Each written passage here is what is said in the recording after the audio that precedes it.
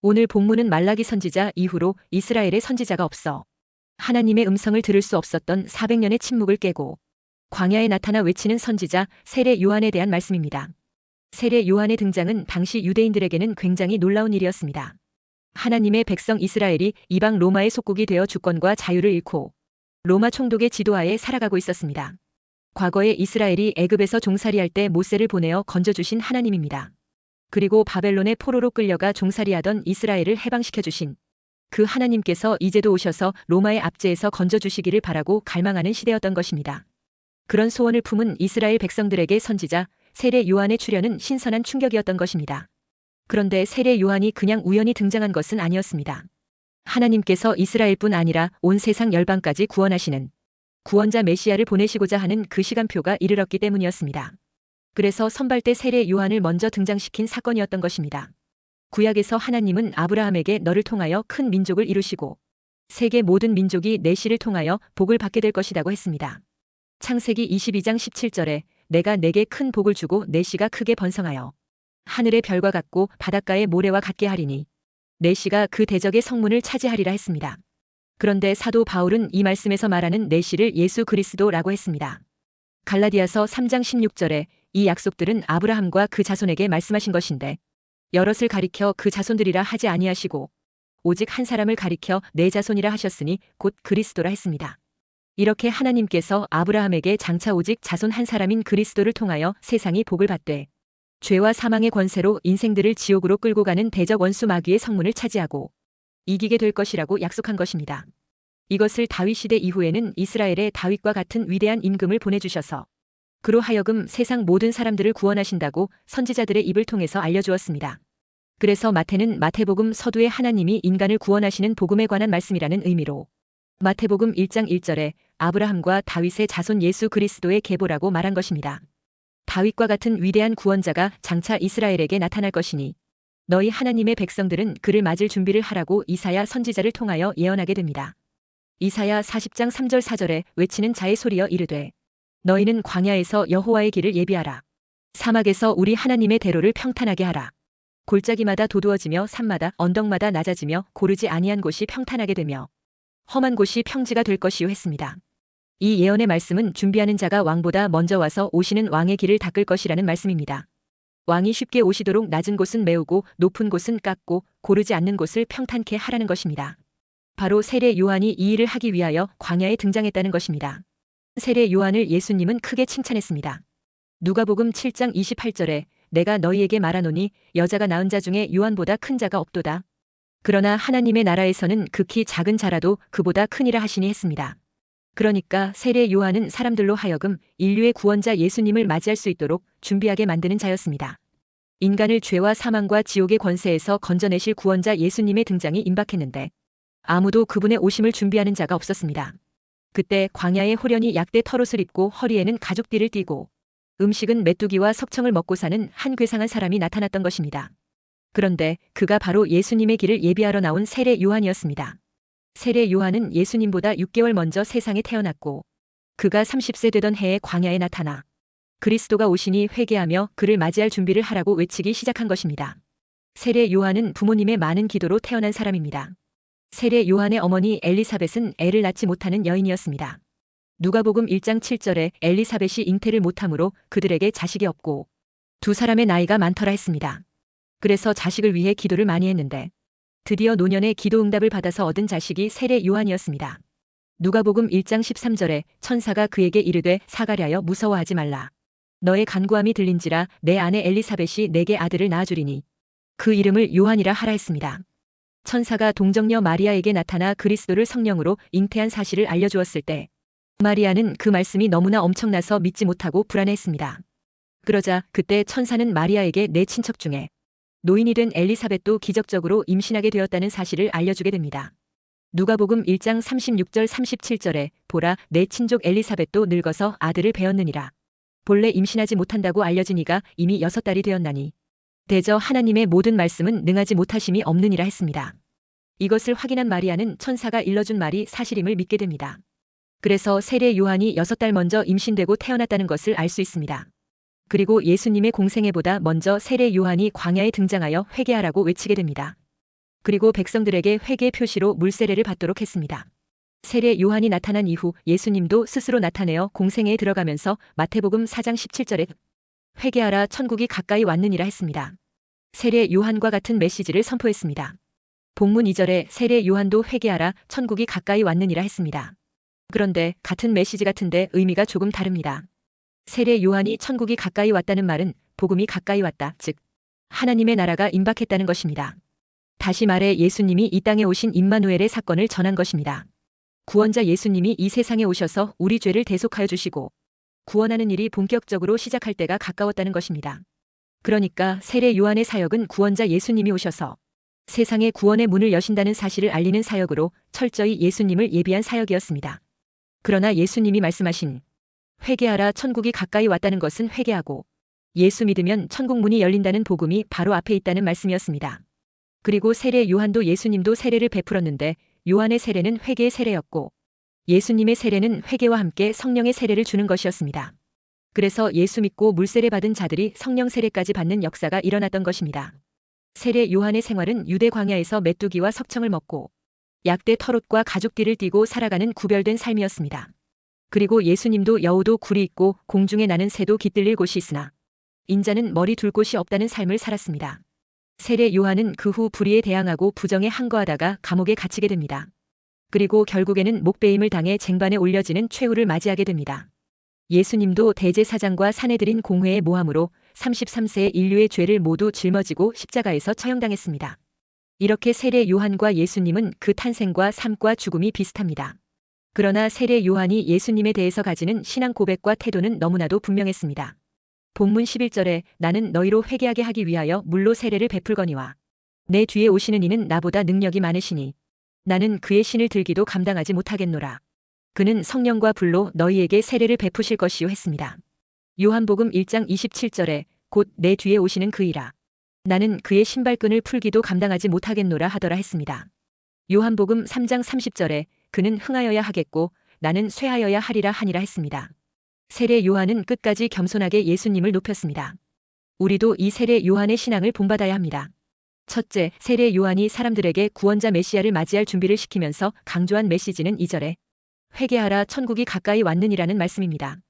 여기서 회개하라의 회개는 헬라어 메타노이아로 생각을 다르게 하라, 생각을 고치라는 뜻입니다. 그러니까 회개란 근본적으로 생각을 바꾸고 마음을 고쳐서 새 행실로 돌아오는 것이라는 말입니다. 단순히 머리로써 계획을 수정하고 감정적으로 후회하는 정도가 아니라 죄로부터 완전히 돌아서는 전인격적인 참회인 동시에 철저한 변화를 가리키는 것입니다. 이와 같은 회개는 성경 전체의 중심 메시지입니다. 인간의 모든 행위는 실상은 그 마음의 생각에서 나오는 것입니다. 마태복음 7장 21절에서 23절에 속에서 곧 사람의 마음에서 나오는 것은 악한 생각, 곧 음란과 도둑질과 살인과 간음과 탐욕과 악독과 속임과 음탕과 질투와 비방과 교만과 우매함이니 이 모든 악한 것이 다 속에서 나와서 사람을 더럽게 하느니라 했습니다. 그러므로 우리는 무엇보다도 우리 마음의 생각을 잘 다스려야 합니다. 그 사람의 생각이 바르면 바른 삶을 살게 되고 그 생각이 항상 악하면 결국 악한 행동을 하게 되어 있습니다. 누가복음 6장 45절에 선한 사람은 마음에 쌓은 선에서 선을 내고 악한 자는 그 쌓은 악에서 악을 내나니 이는 마음에 가득한 것을 입으로 말함이니라 했습니다. 그러니까 참된 회개의 시작은 그 마음에서부터 시작되는 것입니다. 그리고 그 마음의 변화는 곧 생활의 변화를 가져다 준다는 것입니다. 그러니 회개가 중요한 것입니다. 이 회개의 메시지는 베드로와 바울도 전한 메시지입니다. 사도행전 2장 38절에 베드로가 이르되 너희가 회개하여 각각 예수 그리스도의 이름으로 세례를 받고 죄 사함을 받으라. 그리하면 성령의 선물을 받으리니 했습니다. 사도행전 26장 20절에서 바울은 먼저 다메섹과 예루살렘에 있는 사람과 유대 온 땅과 이방인에게까지 회개하고 하나님께로 돌아와서 회개에 합당한 일을 하라 전함으로 했습니다. 회개는 예수님이 오시는 길을 예비하는 것이 됩니다. 그래서 세례 요한이 회개를 촉구한 것입니다. 회개할 때 예수님의 십자가 대속의 은혜가 임하기 때문입니다. 구원은 하나님 앞에서 나의 죄를 회개하는 데서부터 시작되는 것입니다. 그래서 회개는 구원의 현관 입구와 같은 것입니다. 그런데 이 세상에 회개하지 않아도 될 사람은 없습니다. 그런데 본문 7, 8, 9절에 회개하는 사람들을 구경하러 온 자들이 있었습니다. 그러자 세례 요한은 그들을 책망합니다. 요한이 많은 바리새인들과 사두개인들이 세례 베푸는 대로 오는 것을 보고 이르되 독사의 자식들아 누가 너희를 가르쳐 임박한 진노를 피하라 하더냐. 그러므로 회개에 합당한 열매를 맺고 속으로 아브라함이 우리 조상이라고 생각하지 말라. 내가 너희에게 이르노니 하나님이 능히 이 돌들로도 아브라함의 자손이 되게 하시리라 했습니다. 세례 요한은 바리새인들과 사두개인들을 향하여 독사의 자식들아 하면서 책망했습니다. 이 말투를 보아서 바리새인들과 사두개인들이 회개하고 자복하여 세례받으러 온 것이 아님은 알 수 있습니다. 바리새인들과 사두개인들은 원래 경건하게 살려고 매우 노력하는 사람들입니다. 율법에 따라 살려고 노력을 많이 하는 자들로 알려져 있습니다. 그런데 이들은 회개보다 구경을 목적으로 나온 것을 보고 그들이야말로 회개가 필요한 독사의 자식들이라는 것입니다. 다시 말해 이 세상에는 회개하지 않아도 될 사람은 하나도 없다는 것입니다. 남들이 회개하는 것을 보고 여유 있게 구경이나 할 사람은 없다는 것입니다. 다른 사람의 회개를 보고 나도 혹시 회개할 것이 없나 하고 스스로를 돌아보아야 할 자들인 것입니다. 왜냐하면 로마서 3장 10절에 기록된 바 의인은 없나니 하나도 없으며 했고 로마서 3장 23절에는 모든 사람이 죄를 범하였음에 하나님의 영광에 이르지 못하더니 했기 때문입니다. 그러므로 나는 법이 없어도 살 수 있는 사람이다. 또 천국의 좋은 자리는 바로 나같이 착한 사람이 앉을 자리이다라고 말하는 것은 아주 무지한 자의 말입니다. 회개하지 않아도 될 사람은 아무도 없기 때문입니다. 모든 사람에게는 죄가 있습니다. 그러므로 우리는 십자가 주님 앞에 나아가 날마다 자신을 살피고 회개함으로 거룩함을 지켜나가야 하는 것입니다. 둘째, 세례 요한이 초림의 예수님 맞을 준비를 시켰듯이 우리는 재림의 예수님을 맞이할 수 있도록 회개의 복음을 전해야 합니다. 세례 요한의 사명은 초림해 오시는 구원자 예수님을 사람들이 믿음으로 받아들일 수 있도록 성결하고 깨끗한 심령이 되도록 하는 것이었습니다. 3절에 그는 선지자 이사야를 통하여 말씀하신 자라. 일러스되 광야에 외치는 자의 소리가 있어 이르되 너희는 주의 길을 준비하라. 그가 오실 길을 곧게 하라 하였느니라 했습니다. 이 말씀은 이사야 40장 3절에 외치는 자의 소리여 이르되 너희는 광야에서 여호와의 길을 예비하라. 사막에서 우리 하나님의 대로를 평탄하게 하라는 말씀의 성취였습니다. 세례 요한의 사명과 사역에 대하여 누가복음 3장 5절 6절에 모든 골짜기가 메워지고 모든 산과 작은 산이 낮아지고 굽은 것이 곧아지고 험한 길이 평탄하여질 것이요 모든 육체가 하나님의 구원하심을 보리라 함과 같으니라 했습니다. 구원자 예수님이 주시는 구원과 영생의 복에 나아가려면 우선 심령의 골짜기를 메워야 한다는 것입니다. 사람마다 남이 알지 못하는 부정적인 마음의 골짜기가 있습니다. 이런 부정적인 골짜기가 깊이 패여 있는 사람에게는 마음의 평화가 없습니다. 그러니 축복의 길도 열리지 않는 것입니다. 또한 우리 심령에 들어와 있는 결핍의 골짜기들을 메워야 합니다. 지금까지 기도가 부족했다면 더 기도를 많이 해야 합니다. 또한 열심이 부족했다면 더욱 열심을 내어야 합니다. 헌신이 부족했다면 시간과 정성과 노력을 더욱 기울여야 합니다. 그리고 믿음이 부족했다면 더 잘 믿어야 합니다. 그럴 때에 예수님으로부터 은혜와 축복과 성공의 길이 열리게 되는 것입니다. 그리고 사람마다 정말 주님이 아니면 메워줄 수 없는 깊은 골짜기들이 있습니다. 마음에 구멍이 뚫린 것처럼 허전하기만 한 골짜기가 있습니다. 그 골짜기가 메워져야 믿음이 역사하게 됩니다. 절망의 골짜기를 소망으로 메우고 불신의 골짜기를 믿음으로 채울 때 비로소 주님을 맞이할 심령의 준비가 되는 것입니다. 또한 우리가 생명의 주님으로 충만하려면 마음의 높은 산을 낮추어야 합니다. 다시 말해 교만한 것을 낮추어야 합니다. 그래야 은혜의 주님이 임하게 되는 것입니다. 베드로전서 5장 5절에 젊은 자들아 이와 같이 장로들에게 순종하고 다 서로 겸손으로 허리를 동이라. 하나님은 교만한 자를 대적하시되 겸손한 자들에게는 은혜를 주시느니라 했습니다. 사람이 독선과 교만에 빠지게 되면 자기 잘못을 잘못으로 인식하지 못하게 됩니다. 오히려 불의를 기뻐하고 정의를 배척하게 됩니다. 세례 요한 당시 제사장과 서기관과 바리새인들은 모두 구원자 메시아를 기다렸습니다. 그러나 정작 그 구원자 메시아가 그들 앞에 나타나자 그들은 알아보지 못했습니다. 아예 못 알아볼 정도가 아니라 그리스도를 배척하고 멸시하다가 십자가에 못 박아 죽였습니다. 왜 그들이 그토록 고대한 메시아가 그들 앞에 나타났는데도 못 알아보았습니까? 그것은 그들 마음속에 있는 교만의 높은 산 때문이었습니다. 오늘날도 마찬가지입니다. 자기 명예, 자기 존중, 자기 우월감에 빠지면 주님이 보이지 않습니다. 이때 교만의 높은 산을 깎아서 무너뜨려야 합니다. 그래서 낮은 겸손의 평지로 만들어 주어야 주님도 보이고 진리도 보이고 은혜도 받게 되는 것입니다. 그러므로 날마다 교만한 것을 찾아내어 회개하게 되시기를 주의 이름으로 축원합니다. 또한 마음에 굽은 것이 곧아져야 구원의 주 예수님을 맞이할 수 있습니다. 길을 잘 닦으려면 굽은 곳은 곧게 해야 됩니다. 마음이 굽은 사람들은 생각하는 것이 삐뚤어져 있기 때문에 자기도 모르게 삐뚤어진 말이 나가서 다른 사람에게 상처를 주게 됩니다. 다른 사람에게 상처를 주고 해치는 사람에게 주의 은혜가 임하기 어려운 법입니다. 그러므로 하나님이 주시는 온전한 축복의 길을 닦으려면 굽은 것을 곧게 해야 합니다. 굽은 것을 회개하고 버릴 때 곧게 되는 것입니다. 어떤 사람이 거미줄을 치우면서 주여 내가 이 거미줄을 깨끗이 하는 것처럼 내 마음을 깨끗하게 하옵소서 하며 기도했습니다. 그러자 마음속에서 세미한 음성이 들렸습니다. 그런데 내가 그렇게 매일 거미줄을 치운들 무슨 소용이 있겠느냐? 차라리 거미줄을 치고 있는 그 거미를 잡아 죽이는 것이 더 좋지 않겠느냐? 그래야 거미줄을 치울 필요가 없어지지 않겠느냐 하는 것입니다. 우리 안에서 날마다 삐뚤어진 거미줄을 치는 거미가 있습니다. 그것은 바로 완고한 자아라는 거미입니다. 매사에 삐뚤어지고 부정적이고 비판적인 것으로 굳어져 있는 그 완고한 자아의 거미를 죽여야 합니다. 그래서 비뚤어지고 굽은 마음을 평탄하고 바른 것으로 고쳐야 합니다. 사람에게 있어 마음은 중요합니다. 마음이 구부러진 사람은 모든 것이 구부러져 보입니다. 그러니 제대로 보지 못합니다. 그런 사람은 하나님도 나쁘게 봅니다. 마음이 비뚤어진 사람은 매사에 부정적이고 비판적이기 때문입니다. 이런 사람은 마음이 삐뚤어지고 부정적인 사람의 거짓에 잘 넘어갑니다. 이런 사람이 많아지면 나라가 불행해집니다. 사기꾼 범죄자 같은 사람을 옹호하며 지도자로 뽑아 세우다가 남미의 베네수엘라나 아르헨티나 같은 거지 국가가 되고 마는 것입니다. 그러나 마음이 바로 된 사람은 매사를 올바르게 봅니다. 하나님의 은혜를 바로 깨닫고 그 은혜 속에서 밝고 행복하게 살아갑니다. 이런 사람은 구부러지고 사기성이 있는 사람의 가만히 있어도 금방 분별하게 됩니다. 그것은 그 안에 진리되는 말씀이 거하기 때문인 것입니다. 그러므로 축복과 생명과 구원에 이르게 하는 진리 대신 예수님을 영접하고 믿고 따를 수 있도록 거짓과 죄와 불의를 버리고 회개하는 축복의 사람이 되시기를 주의 이름으로 축원합니다. 셋째, 예수님을 맞이하고 영생의 축복에 나아가려면 진정한 회개의 표시인 회개에 합당한 열매를 맺어야 합니다. 회개에 합당한 열매가 없는 가식적이고 입술에 발린 회개는 진정한 축복에 나아갈 수 없게 만듭니다. 그래서 예수님도 천국 문 앞에서 이렇게 말씀하십니다.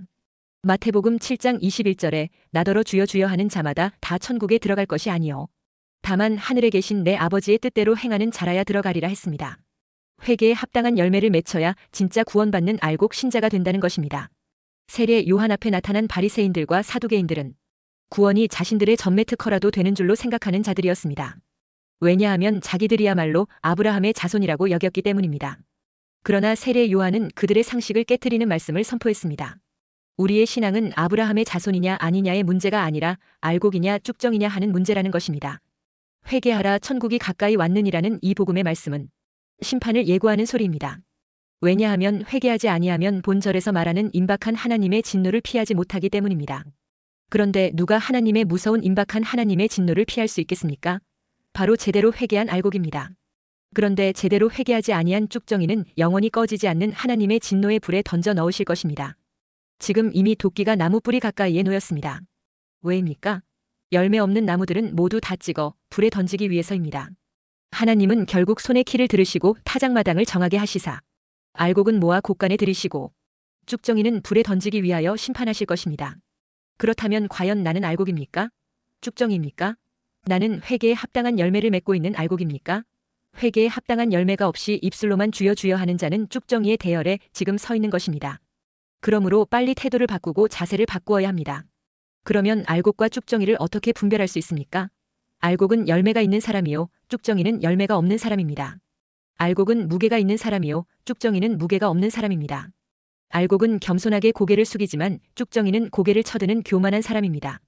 알곡은 세상과 구별되지만 쭉정이는 세상과 짝하는 그런 사람입니다. 알곡은 환난을 이기지만 쭉정이는 못 견디는 자입니다. 알곡은 천국 백성이요, 쭉정이는 지옥 백성입니다. 그런데 또한 알곡과 쭉정이의 중요한 차이점 중에는 회개하고 안 하고의 차이가 있습니다. 회개란 지금 가고 있는 패턴과 방향을 바꾸는 것입니다. 고치는 것입니다. 입술로는 주여 주여 하는데 방향은 전혀 주님과 반대 방향으로 가고 있는 것은 회개에 합당한 열매가 없는 모습입니다.